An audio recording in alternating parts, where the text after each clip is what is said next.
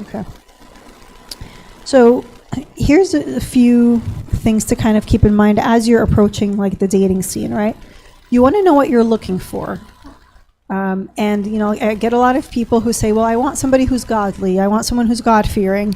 And I want you to actually define what that means to you, because to one person it can mean, oh, I want somebody who, goes to church, who's very committed, who has a personal relationship with God, who has, all of these things, versus someone else who's like, oh, I just want a good Christian. They go to church once in a while. They don't lie, steal, or cheat, and that's it. Those are two very different people, right? Or I'll get this question of like, well, how do I know if they're godly? Like, how can you actually tell? Well, you could tell by the fruit of their life, right?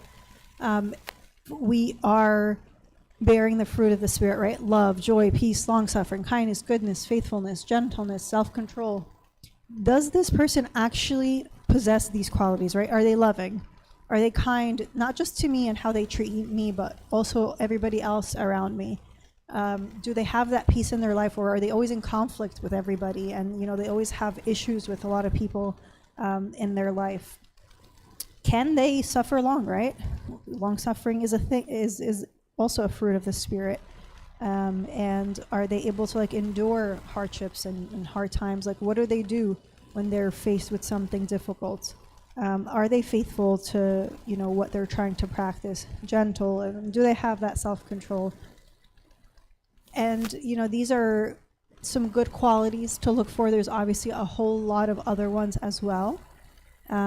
And at the same time, you're asking yourself, do I actually have the things that I'm asking for? Like, I can't look for somebody who is, God-fearing if I don't have that relationship with God, or I can't look for someone who is, kind and honest and faithful if I don't possess these qualities, because you are going to match on that same level of like what you are able to bring into a relationship versus what the other person has to offer as well. What are some things you guys you would look for in a partner or in a spouse?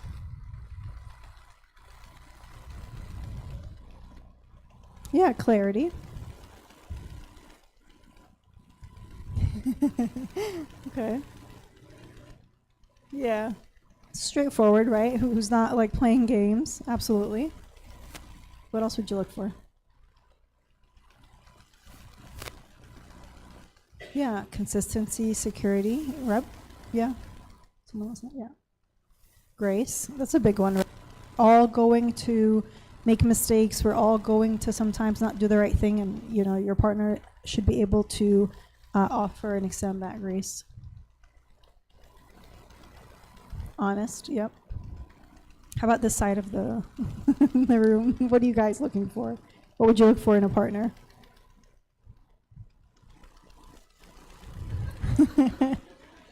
They're like, I want you to tell me what to look for.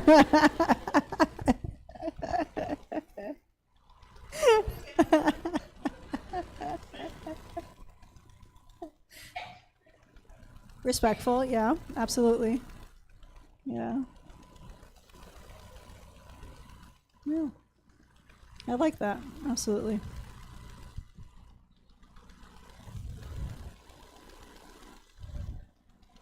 Yeah. No, absolutely. I like that too. But you're not just, striving after ambition and that's who you are. You're more than that. Yeah. Anything else you would look for? And you know what these things are, or you know what to look for, because hopefully by this point we know what a good Christian marriage looks like. So if I know that the ultimate goal of marriage is to make it to heaven together, I know what kind of personality, what kind of qualities, what kind of characteristics need to be in this marriage.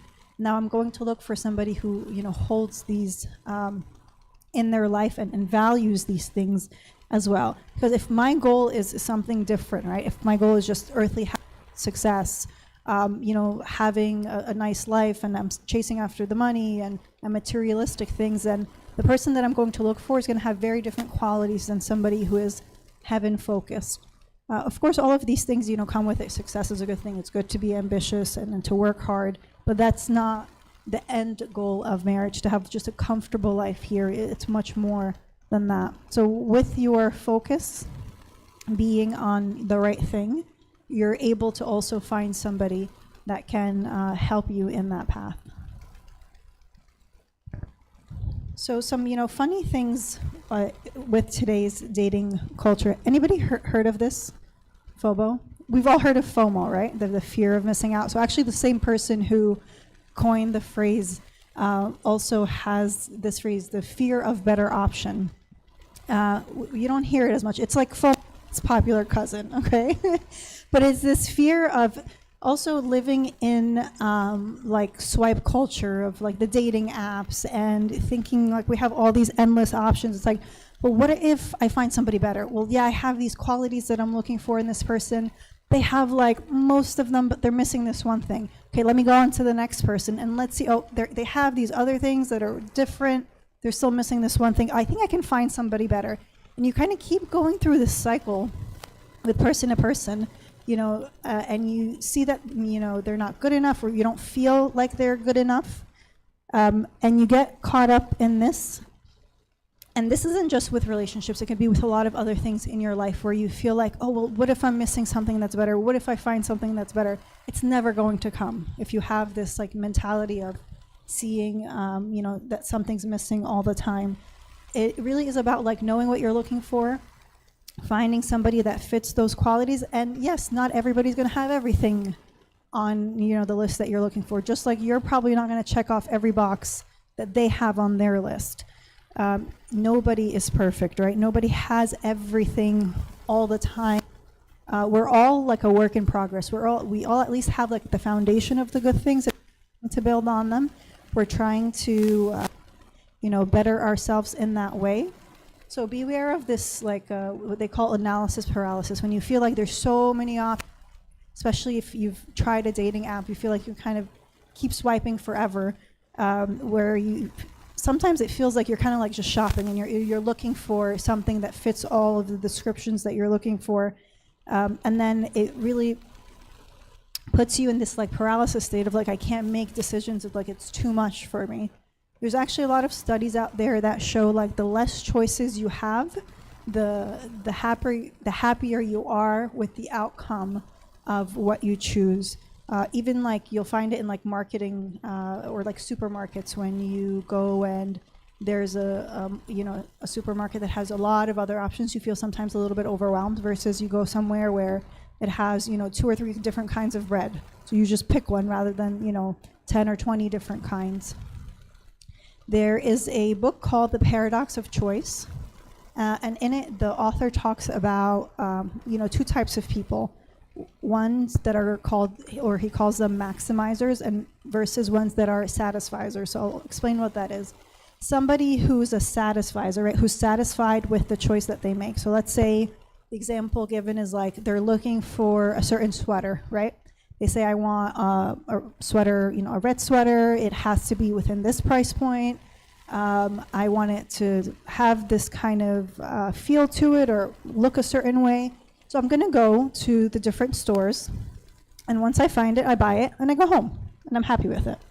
Versus somebody who's a maximizer, who's looking for the best possible option out there, right? Has this like fear of the better option. They look at this, sweater. They don't find exactly what they're looking for. They go to the next one, but they keep searching until they find the best one out there. It's shown that the people who are maximizers are actually less content with their choice and the outcome at the end versus the people who are satisfied with what they have. So they're more likely to like return something that they purchased versus somebody else. But the whole idea here is to not always compare, one person to another person, but really just kind of compare them against what you are looking for and compare them with your compatibility together. Don't get caught up in this like comparison trap of saying, oh, he has this or she has that, but she doesn't have this and this other person. What if I try to, more than one person at the same time? Don't do that. It's a lot. It's a lot of work on your end to try to do that, okay? Always just give one person the attention that is needed for the relationship. I want you to also Thank you. Put less pressure on the first impression, right? So much you feel like is riding on like the first time I meet them. What's my first impression of them? Do I have that like spark, that attraction? Do I feel these butterfly feelings and all of the things that we think we're going to feel? All of these things are fleeting, right? Right? Sparks fizzle out, butterfly feelings are actually based in like anxious feelings, so it's not always good. Your body's anxious in a way. And I think we all want to say, okay, we want to be attracted to this person, but it doesn't always have to come right away. There's different types of attraction. Physical attraction, I think, is the most obvious one, right? You see somebody, you're attracted to them, you think they're, good looking or they're not.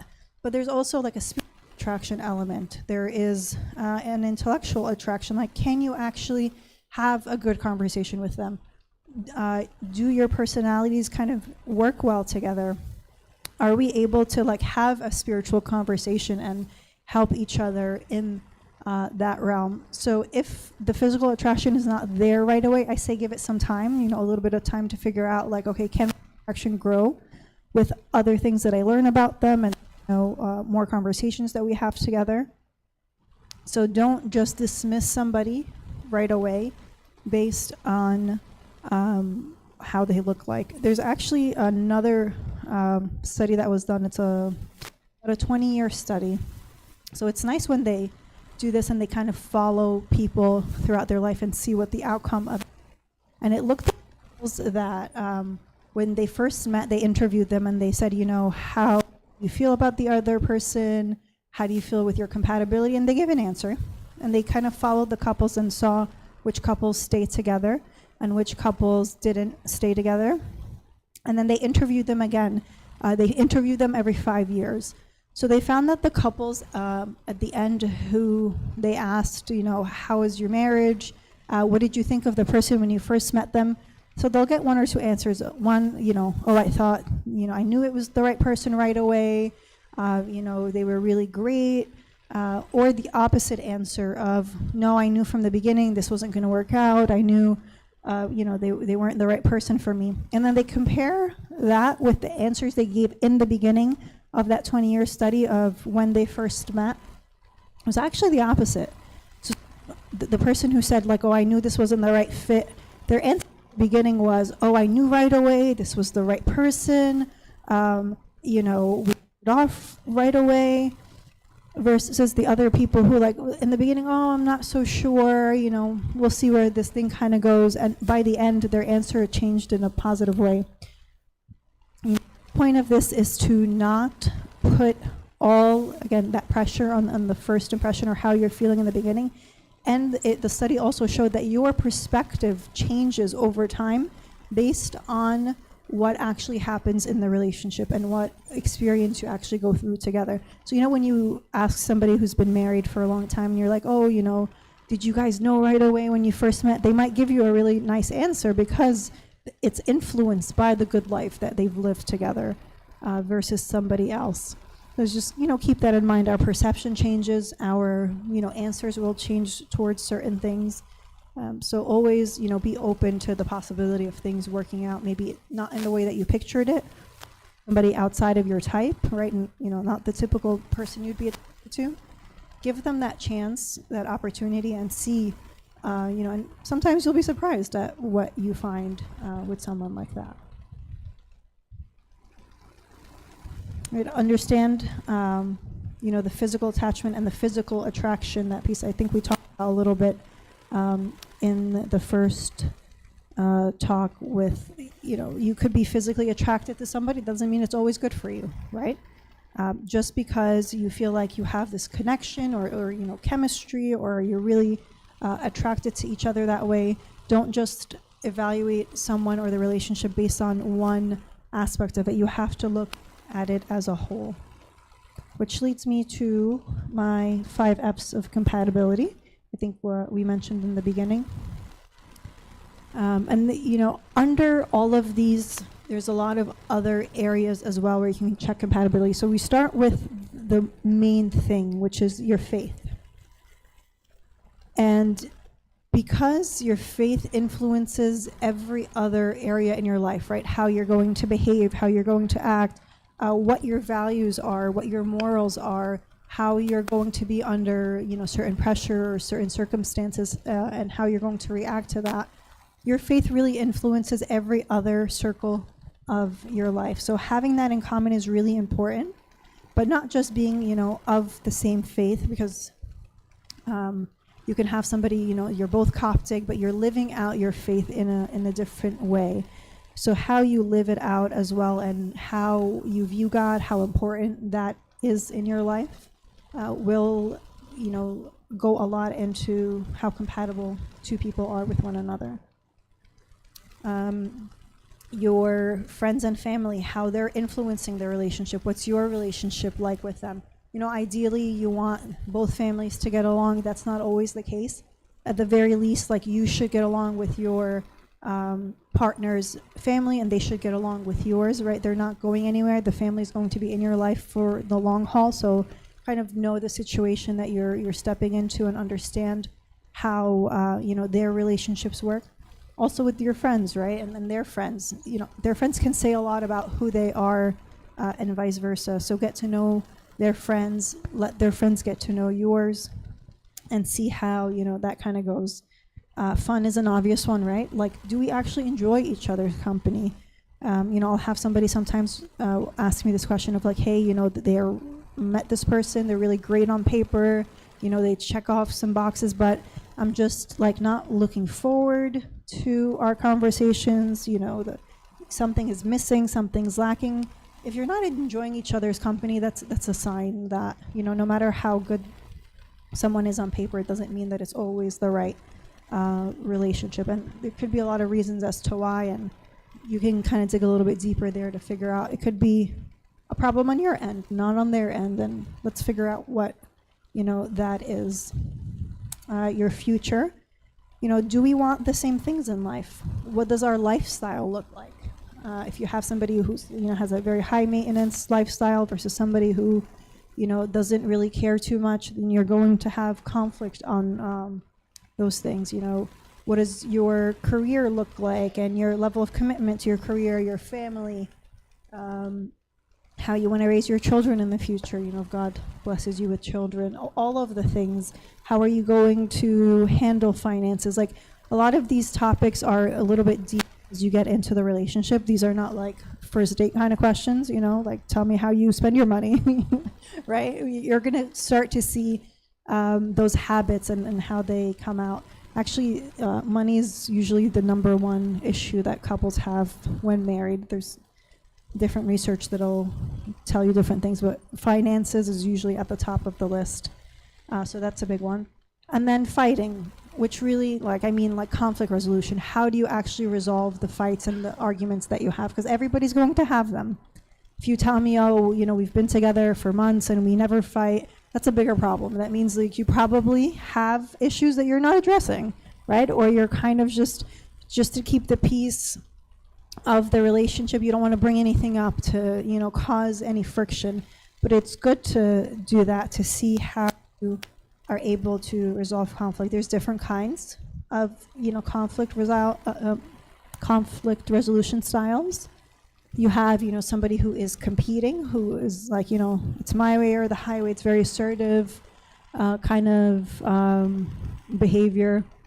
You have somebody who's avoiding, right? You don't want any conflict at all. It makes you really uneasy. You never learned how to properly face conflict. It could be from, how you were raised with your family, with your friends, your friend group, how they resolve conflict. All of these can be influenced by, a lot of other relationships that we have with one another. You have, the compromise. I give it a little, you give a little. We try to meet halfway. You have the accommodating type, where you're always accommodating to the other person and you're trying to just make them happy. But that turns sometimes against you, where you feel like you never get your needs met. So it's not always to be accommodating 100% of the time, just one-sided. Then you have the collaborating, right? You go back and forth. You try to figure out, what is the best solution for both of us? How can we both be happy? How can we, figure this out? There's actually an online quiz you can take it'll tell you like where you fall on this spectrum, and if you are dating somebody, they can take it too and kind of see where you both are. I was coaching a couple once that grew up in very different homes where the guy kind of came from a home where his parents are working really hard to provide. They come home at the end of a long day, they're tired. He wants to talk about things, maybe some issues that are for him, and the parents always took it as like, don't complain, like you should just be happy, be grateful. Of course he was happy and grateful, he just wanted to kind of express how he's feeling about certain things. So he kind of got shut down a little bit and learned to like become more avoidant and to say, well, you know what, this makes people around me uncomfortable, and then they're not responding to it, so I won't. Versus his fiance at the time, she had absolutely no issues speaking up. Her parents always encouraged that, right? She came from a household that held family meetings and was able to talk things out. So when they came across a conflict in their relationship, what do you think happened? She spoke out, right? She said, hey, I want to figure this out. This is how I'm feeling, like very expressive, where he was kind of retreating in that and avoiding and wasn't able to really express how he was feeling and what was going on, just because that's how they were conditioned when they were brought up. So from there, you learn how to maybe resolve conflicts a little bit better with like active listening, and we did different like exercises and things to better the communication. But if you recognize that you're maybe in an unhealthy one, whether you're competing, avoiding, even sometimes is not always the best way to resolve it. Between compromise and collaborating, that's kind of where you want to head in the resolution style. That's a little bit healthier, or a little bit better. So recognize where you are, how you tend to be in other relationships in your life, and that's also how it most likely will be in romantic relationships. All right, be present, enjoy the process, be present, with the person that you're talking to, give them your undivided attention. You meet somebody at a conference, at a gathering, at something, you talk for a bit, you're interested in learning more about who they are, like follow up, follow through. Don't just go out there and say, all right, let me see who can, how many numbers I can get, or who's going to respond to me, or we're taking it like a game chance. But be very intentional about like pursuing. And I want to talk to this side of the room a little bit more. I think the guys can really step up and lead in this certain aspect. There's also other ways, women, you could show you're also interested. You can always, go out of your way to help him also, approach you. And there's like signals given on both sides to be able to go with that.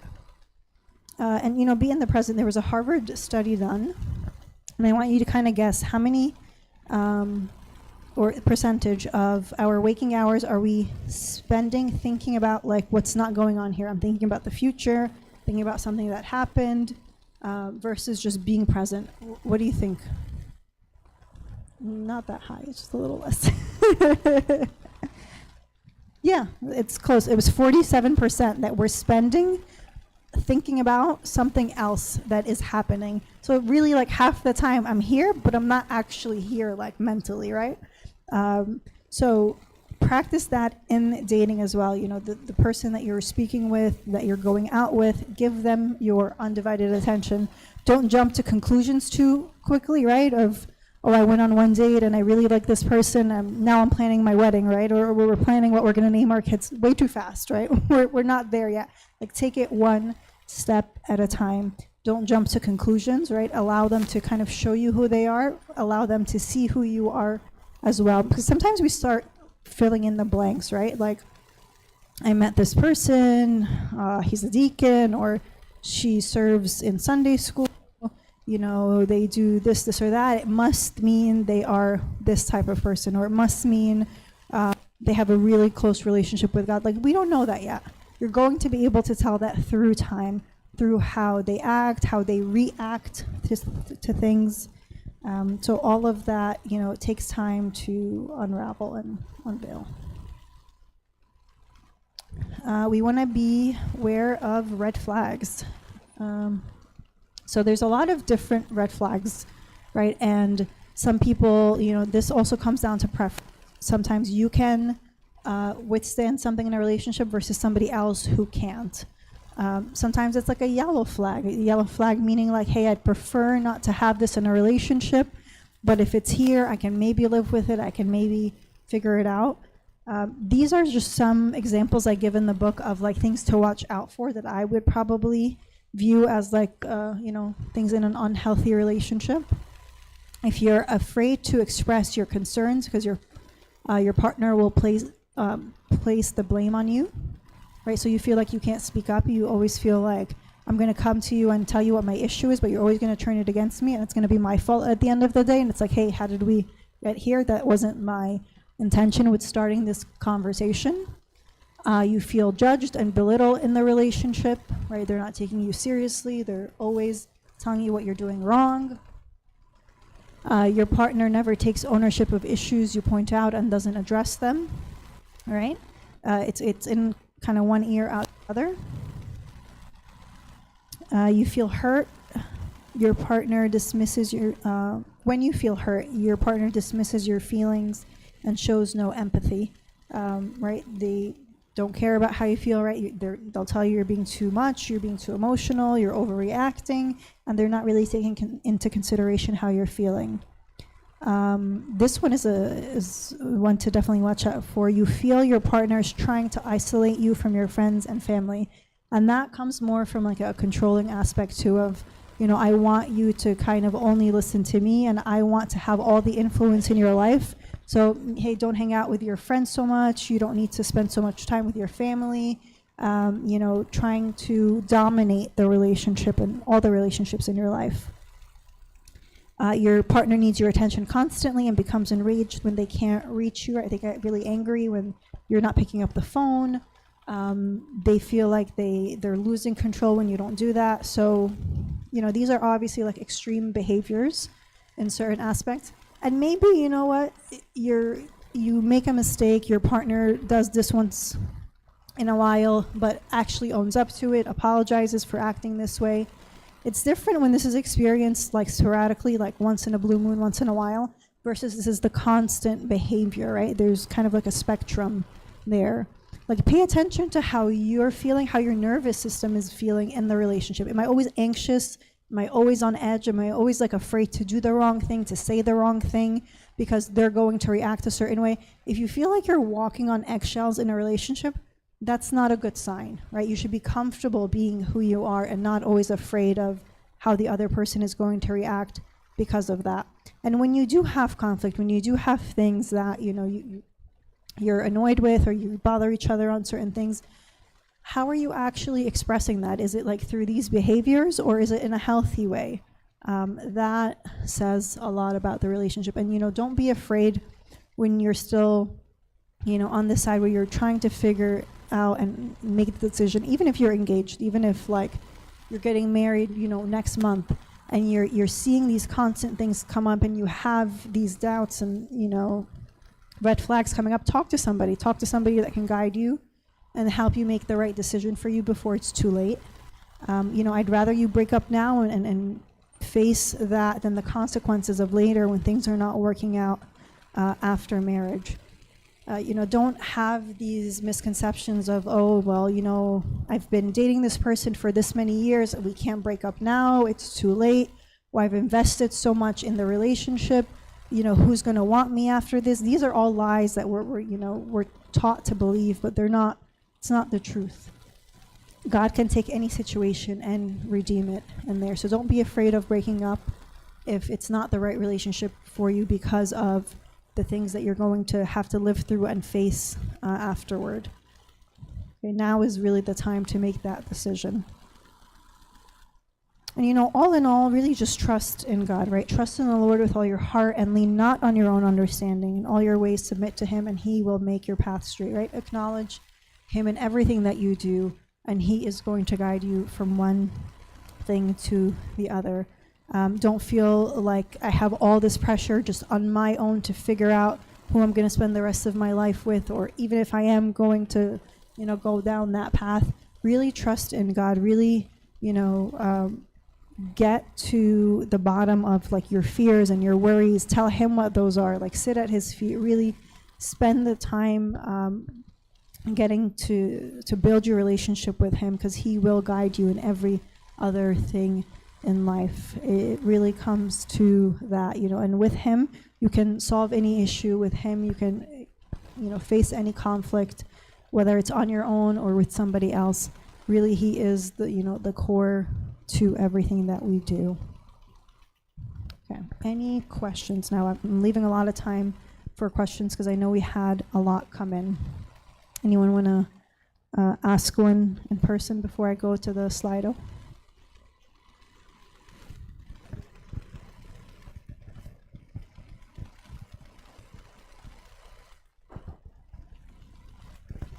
So you mentioned some of the red flags. Sometimes young people get in relationships and they know a few things, and because they don't want to break the relationship, or for whatever reason they don't want to move away from it, they think they can change the other person. I can change her, I can change him. How far can they take that, and what are the things that are impossible to change and the things that can be changed? Yeah. So typically I would say you can't change somebody. They have to be willing to change who they are, right? You can't force somebody to become better. They have to take those steps, right? They have to first of all, there's something to be changed. They might be very comfortable with who they are. You don't want to enter a relationship thinking like, oh, this is a project that I'm going to take on. I'm going to really help them get better. Of course, you can point things out to them, and you could say, hey, I've noticed that there's this thing here. Maybe you want to think about, improving in this area, and you can make suggestions. But it's really them who have to take that step to changing themselves, and it is through the grace of God. It's not through you, right? God is the only one who could walk us through that, and they have to be willing to put in the work. So, don't marry somebody for their potential, like, oh, he has the potential to be so great, or she has the potential to become something wonderful. You marry them at who they are now. Hopefully, improvement and change does come along, but you're not marrying that. You're not signing up for that. You're signing up for what is, currently present in front of you and who they are.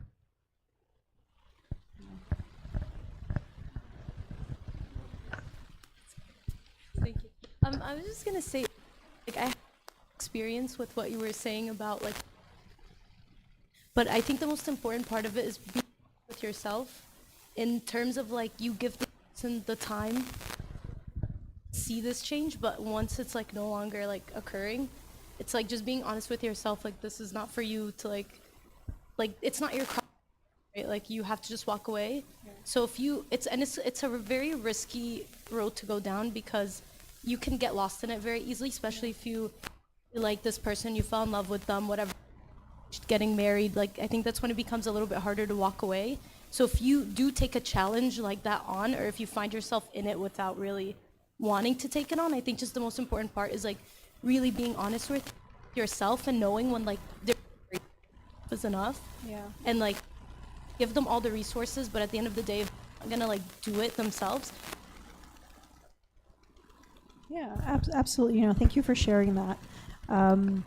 You have to know what you're able to live with and what you're able to endure versus what you can't, and what's a deal breaker for you. What's a non-negotiable that you can't live without in the relationship. And just because we point out something in someone, like my husband can tell me, hey, you have this bad habit, or you do this and I don't really like it, and I acknowledge it, I agree with him, I'm like, you're right, it's not the best kind of behavior to have. But it's very hard to also go through and change the habit or change the behavior. So it's not just because you pointed it out, they acknowledge it, they agree with you, it's going to just change overnight, and the next time I'm in the same exact situation, I'm going to behave differently. Expect that they are going to take a long time to break the habits and to become better and change this one thing. But, there's things that you could live with, just annoying habits and bad things, versus things that are really detrimental to the relationship. That's kind of where you should draw the line. Yes, Atomic Habits. That's a good one. It's actually apparently like one of the best-selling like books in like history, or the records that we have now. It's always up there. Any other questions from here? Okay, I'll go to the Slido one.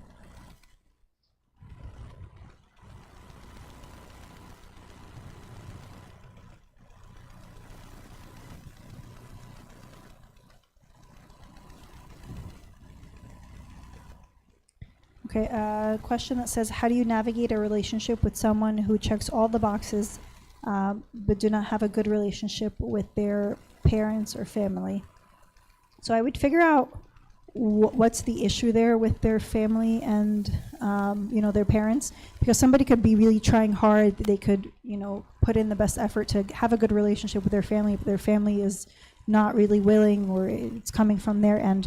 That's a little bit different than somebody who is not making any effort if they are part of the problem of, what's going on with the family. So I would just figure out, like, what is the issue there, and are you okay with that? Are you okay with not having, like, a good, peaceful relationship with their parents or family moving forward? Because that will probably continue after marriage regardless. So, again, get some guidance on that. It's specific, I think, case to case.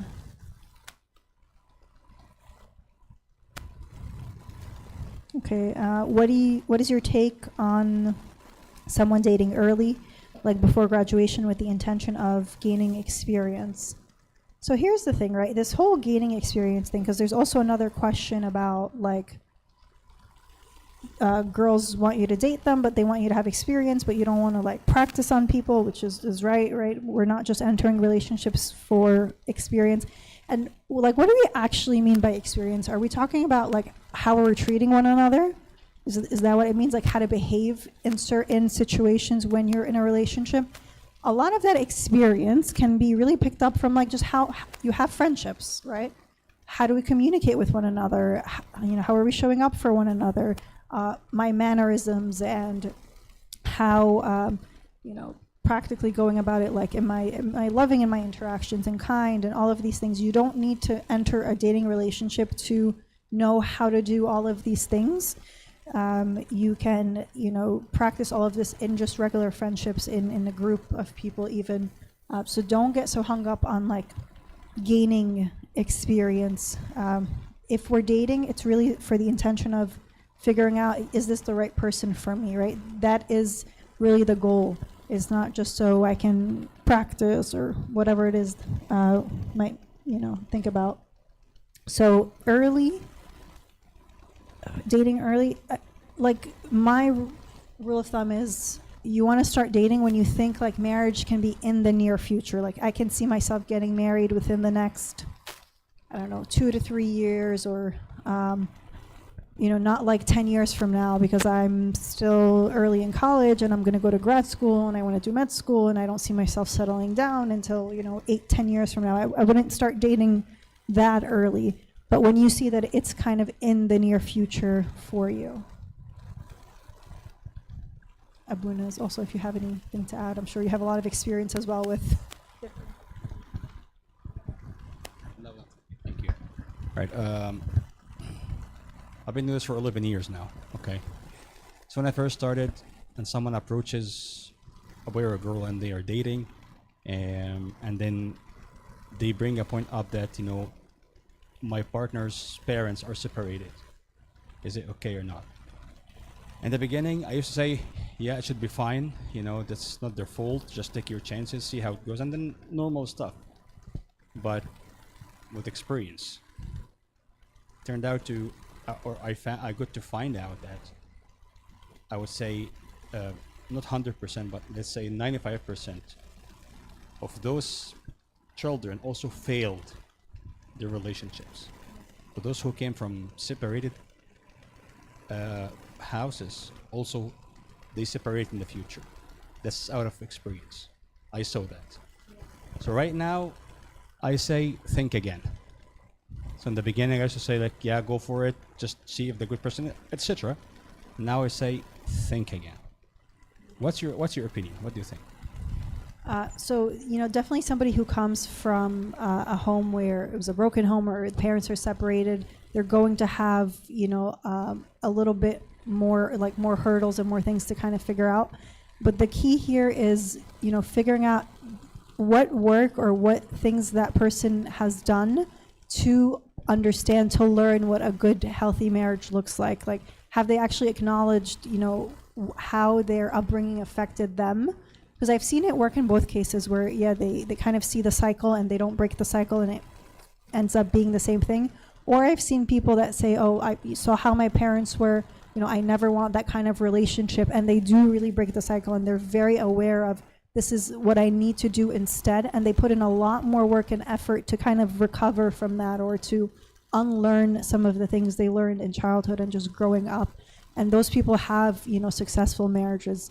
So if you are, dating somebody who comes from a household where their parents are split up, it's not to say, they're going to not have a successful relationship always, but like, have they actually spent the time putting in the effort in learning what a good marriage looks like? And are they actually, very conscious of what they need to do differently and to break that cycle? It'll take more work on their end than somebody maybe who grew up in a home with like a healthy marriage and parents who modeled that.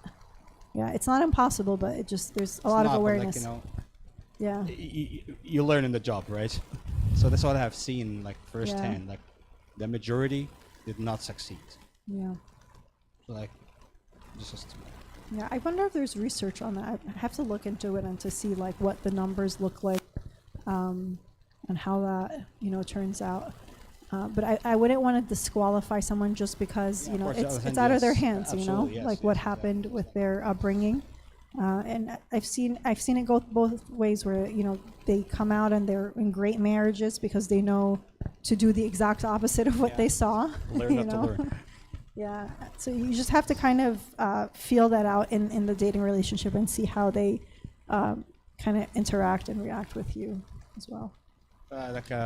Generally, just to be extra careful, extra cautious, take slower steps than usual. Maybe. Yeah, and also like dig a little bit deeper in seeing like what they picked up and what they learned from their parents and like what awareness they have around that and how they're kind of combating it or how they're going to like do things differently. Thank you. Okay. So there's a lot of questions that came in. I think you guys can also go in and like the question and it'll bring it up. So if there's a lot of you that want the same question answered, you can like kind of vote on it almost in the Slido app so I could see it more.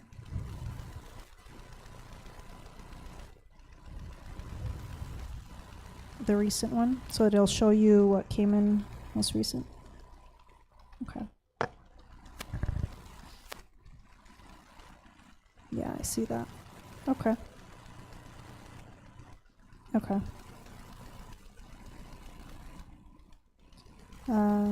Should you start approaching someone if you're not financially ready? For example, you're in college, soon to graduate. As long as you know what direction you're heading in, like, I know I have this degree, I'm going to have these jobs lined up, right?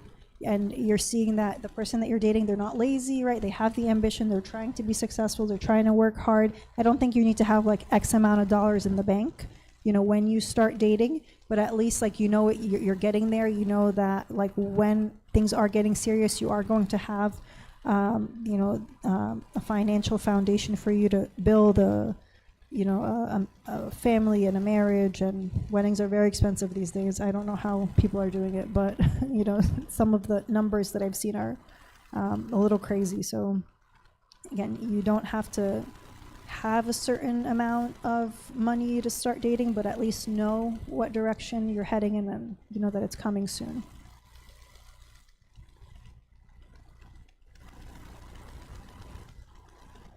what are the signs to look for to see someone interest, or I guess someone's interested in you? Well, I'm sure you guys can tell me a few things, right? How do you know somebody's interested in you? What do they do? What do they say? How do they act? Because I know sometimes it kind of goes over, and you're like, oh, they're just being friendly, or, I don't really know. How do you know someone might be interested in you? Asking them. That is the most straightforward way you're going to get it, right? by asking if there's mutual interest, or, hey, I'd like to get to know you, right? That's how you're going to get the answer. Absolutely. What else?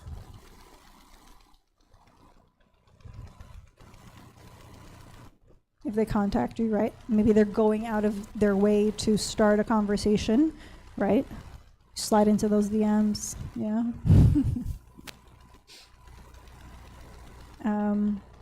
Have you guys heard of the term dropping the hanky? Have you heard that before? No? It's like an old thing. It's an old thing that they used to do back in the day where, a woman would walk by, she sees a guy she's maybe interested in, she'll like drop her handkerchief and like kind of keep walking.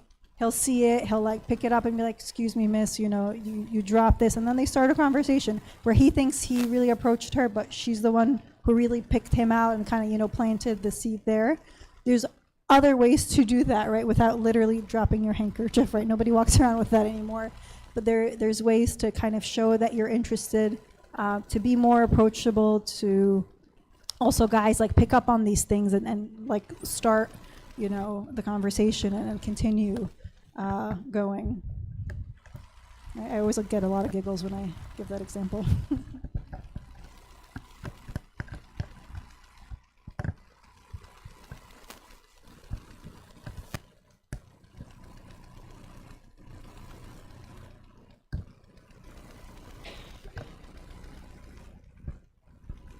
What advice would you give to a couple who have differing views on sin, such as drinking and dancing? One believes in never, while the other says sometimes.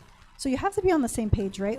This also comes down to like how you practice your faith, what your lifestyle looks like. You can't be on both opposite, sides of the spectrum, and how you're going to live your life, and not just with drinking and dancing, but there's a lot of other gray areas as well. Of like, well, I do this, but I don't think it's a big deal, or I never want to do that because I do think it's a big deal. You really do have to be on the same page on that, and if somebody's very convicted of something that they don't want to do, or they're okay with doing it, you're not going to probably change their mind. You could try as much as you want to convince them, but they have to be convinced on their own of that.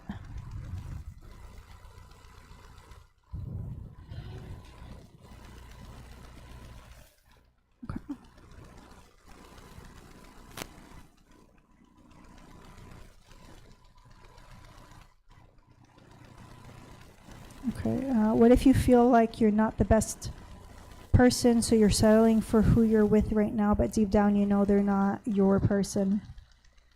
So I don't like the idea of settling down. I don't like the idea of like, well, I can't get anybody better, or it's not going to get any better for me, I might as well. And if you kind of feel this way about somebody that you're going to spend the rest of your life with, not a good feeling, right? You should be really excited to be with them, really happy to pursue them, looking forward to spending the rest of your life together.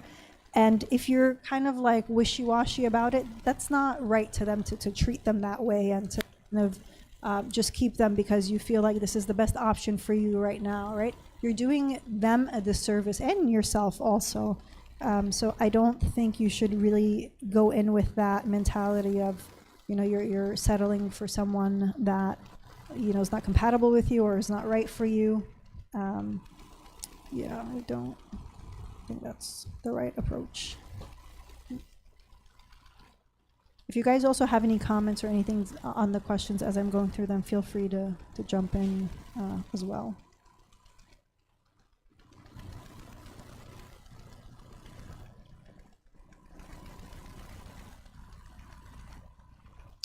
Question about how do you continue to pursue each other even after the honeymoon stage? So I'm assuming we mean honeymoon stage after marriage, because there's also like a relationship honeymoon phase, right, where it's just everything is nice and fun and light and everything's going easy, and then you get hit with real life and things get a little bit rocky. but always putting in the time and the effort to spend with one another, right? That quality time. You guys know the different love languages, right? The 5 love languages, you know what I'm talking about? Like there's the gift giving, the words of affirmation, quality time, physical touch, acts of service. Like find out what their love language is and actually, do those things for them. Not in how you want, like not in your language, but in theirs. And pursue them in that way, and always get to know your partner, because they're going to change, right? From like when you first start dating to when you're engaged to when you're married versus when you're like 5 years into marriage, 10 years, 20, 30, and so on. You're always evolving in that. So keep asking questions, keep getting to know them on a deeper level. That's how you really can pursue them well.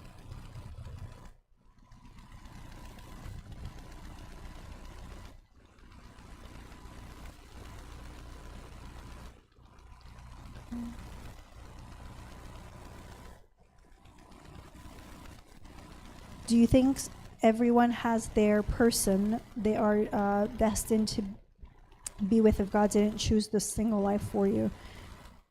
So I don't really buy in too much into the idea of like soulmates, or there's only one person here for you. So let me explain what I mean by that, right? If my goal is to make it to heaven, right? Whether I'm single or when I'm married, and when I'm married, my partner is going to help me get there. I think a lot of people can help you there who can fit in that category, but on the other side as well, God knows who you're going to end up with if that is like your path. And if we're looking at it from like this like scarcity mindset of there's only one person out there for me and I have to find them, and there's millions of people in the world, and you get like a little bit overwhelmed, know that you're just trying to find somebody who's going to be compatible with you, who's going to help you, walk towards heaven. And that's it. Like, don't overcomplicate it. Don't overthink it. If like, this is God's divine choice for me. Of course, God, will kind of show you the way, and he will open certain doors for you, and, he'll help you with certain things and maybe close the door on other things. It's not his will as well. But it's this kind of, this back and forth that you have with God. It's not as direct as we would like it to be, and it's not as vague as sometimes it's out to be either. I don't know if anyone who knows anything on that as well.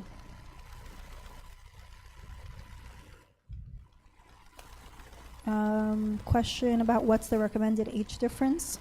So if I remember correctly, the church recommends, and there's like, I think if we're really going by the book, there's like age differences that if it's outside of that, the couple has to like get special permission to marry. I think it's 12 years, right? If the guy is older by 12 years, or if the girl is older, was it 2 years? 2 years. So if she's old, like 2+ years older than the guy, there's like special permission to be given there. Obviously, there's exceptions to things, right? But and the younger you are, and the bigger age difference, that has more of a weight than like when you're older in life, right? An age difference in your 30s of like 5 years, it's very different than like an age difference in your 20s or late teens, right? When you're 19 and the other person's like 24, that's a big difference than maybe when you're like 30 and 35. So it really depends on the couple, depends on your maturity level and where you are at what life stage. There's a lot that goes into it, not just a number per age. Did you guys know that? Did you know the church had certain criteria? Well, now you do. Yeah.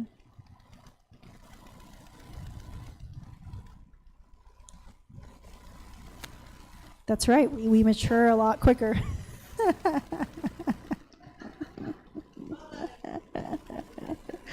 Yeah.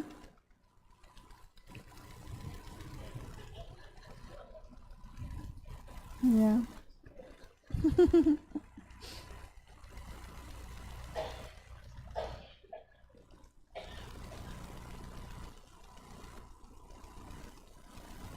All right. Question. how do you know if the person is the right person? You're very compatible, but there's always doubt. And we prayed about, well, what's the response to how you feel about it when you do pray about it, right? I think that, that peace that surpasses all understanding that St. Paul talks about in Philippians, right? Having that peace from God, and we're praying about it and things are okay, then you're kind of on the right path. And then I would also ask, like, what are the doubts that you have? What are they? Are they just fear of like commitment and fear like on your end, or are the doubts actually based on something in the relationship that you think is a big problem and a conflict? Again, it depends, what it is. Get guidance on it again. And it's okay to, have some doubts, have some fears, but actually answer those before you move forward. Like, get those cleared up. Don't walk into a marriage with doubts and fears.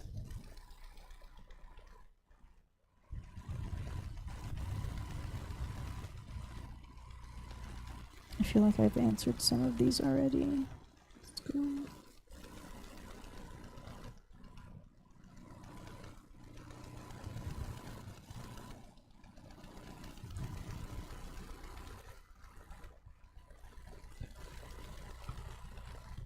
So I think I answered most of these, or a lot of them are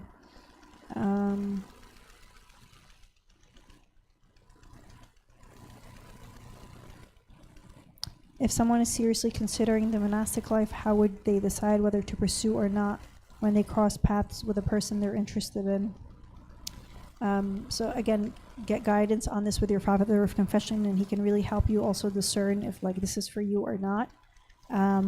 And also from what I've heard is, a priest will encourage the person that is trying to discern this, like, okay, try a relationship. If there is somebody interested in, just, see how that goes first before you like make the decision to go down the monastic path, because there's no U-turning from that once you're kind of in. So it's a whole discernment process. I think it takes time, and don't rush into things, in that process.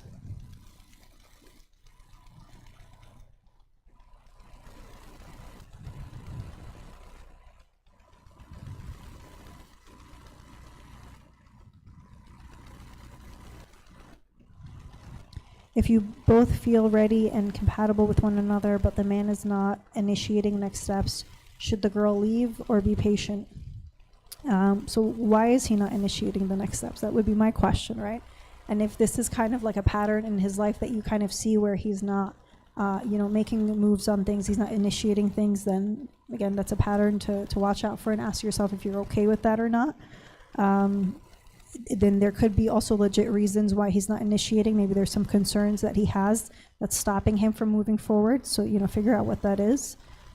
Should you leave, or should you be patient? I think you should kind of, speak up and kind of express what you're feeling, and, where you stand on things. And if it is a real reason, then maybe you want to be patient about it. If there's other issues there, then maybe leaving is the right answer. But again, depends on the situation and what it is.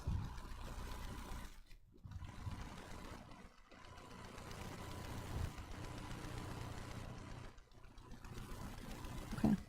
Any other questions that I did not pick up here? Because there's a lot to read through. We did not go through. You want to ask? Or any comments or things you want to also add?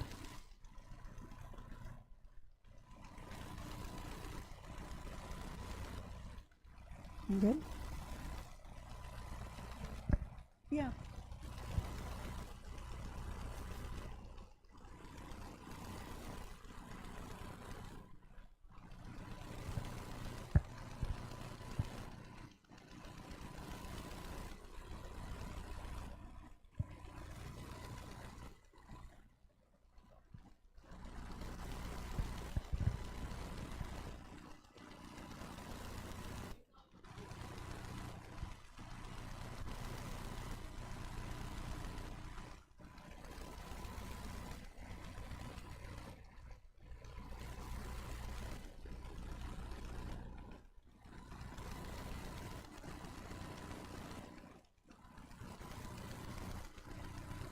Thank you for sharing that. I think, our parents' marriages influence us whether we realize it or not. And it also sets like certain expectations for us when we get married and we say, oh, well, even if it's subconsciously, even if you're not thinking about it directly in this way, but, I saw my dad do this sort of thing when they were married, or I saw my mom react in this certain way when this thing happens in marriage. And then you expect that's how your partner is going to behave or how you are going to respond, where they can have a very different thing that, was in their household growing up. So even just talking about like expectations while you're dating of like what you envision for the marriage, will make a big difference there.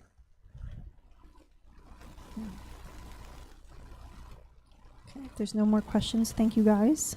You had a lot of really great questions, and it's great to talk with you about all of this stuff. If there's something, yep.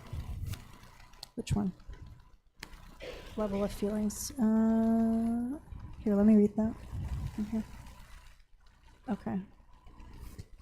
Is there a level of feelings that should develop strongly before engagement, or do feelings strengthen after? So it depends what you mean by feelings.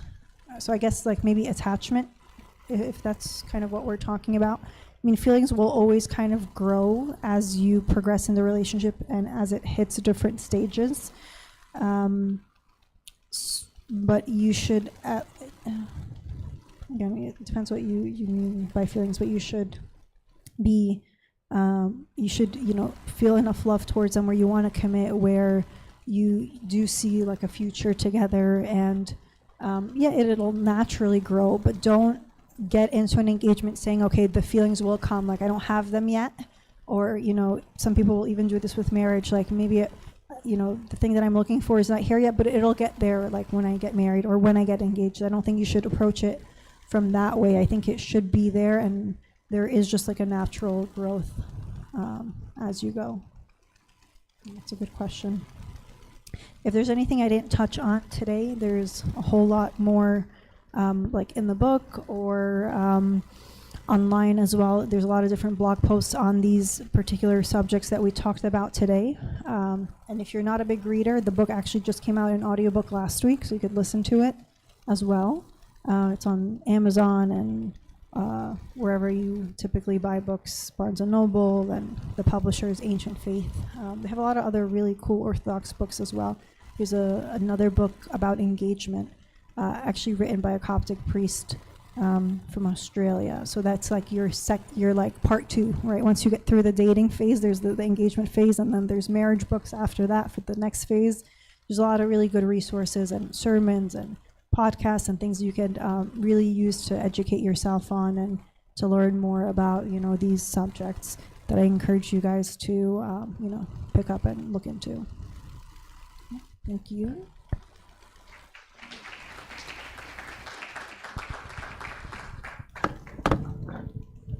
We thank you so much, Tasoni Lillian. Again, another round of applause. I believe everyone goes home tonight with a new piece of information. I know you guys attend these kind of talks and seminars a lot, but trust me, I'm married, and I'm telling you from the future, there is never enough of this. The more you are invested and the more you learn, the more likely you make the right decision. This is the most valuable decision and most important decision in your life. In our church, U-turns are very hard. So try to make it right first to try. So in order to do that, educate yourself more. Read books, invest in yourself. There is never enough, trust me. I know some of the talks and points will be repeated, but you will go always with something new perspective, like at least a small piece of information about the age difference some of us didn't know about, for example. So stuff like that. So again, keep educating yourself and keep investing in yourself, because this is the most important decision in your life. We are to have you, and we are happy to participate in future events like this. And again, thanks for everyone who came, traveled long distance and attended in our church. We love you. We love you guys, and we love to have these gatherings again. God loves these gatherings. So thank you to everyone here. And we thank you, Abuna Serafim. We thank you, Abuna Andrew, and we thank you, Abuna Mina. Abuna, can you give gifts to?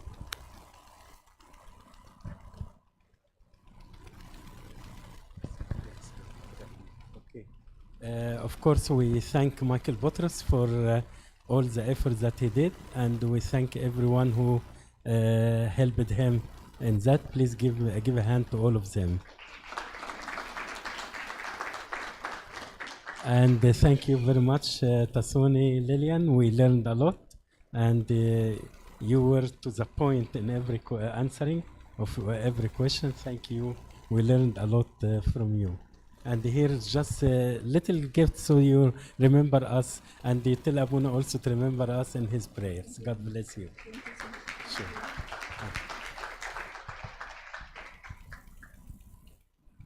Of course, we thank Abuna very much, Abuna Sarafim and Abuna Andrew. We got a great blessing. Thank you. Thank you, Abuna. Thank you. Last but not least, Abuna, thank you for all the blessings and coming. For you, not for me. Thank you.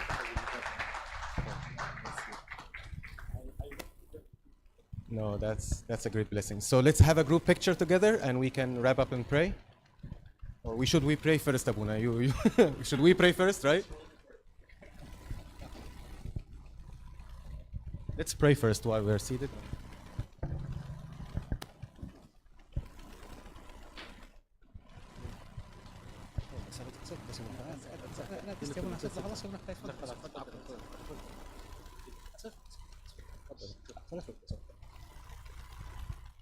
In the name of the Father, and the Son, and the Holy Spirit, one God, Amen. Heavenly Father, we thank you very much for this blessed day. We ask you to bless everyone standing before you and to guide us in every step of our ways. Without you, we cannot do anything, but because you are with us,